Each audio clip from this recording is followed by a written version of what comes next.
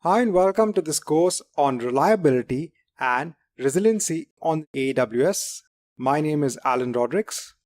So I'm a software engineering specialist with around 10 plus years experience, most of them with Emirates Airlines. I'm currently managing my own startup. I'm a big certification buff. I have a lot of certifications against my name, both in AWS and in Microsoft.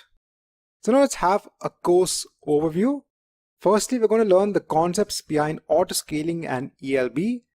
These are like the backbones when adding reliability to your architecture in AWS.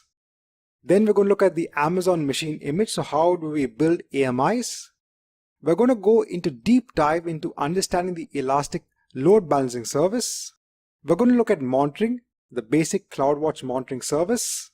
And finally, we are going to do a deep dive into autoscaling. So why do we need reliability and resiliency for our setup in AWS? Firstly, the business wants to have a reliable application in place.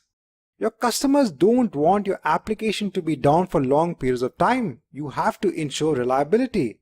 And finally, to combine both business and customers together is the trust. The trust you build with your business and customers by adding reliability to your application. So what are the goals of this course? Basic understanding on the need for load balancing and autoscaling, how to build Amazon machine images, implementing ELB, the elastic load balancing service, monitoring on the AWS cloud, and autoscaling.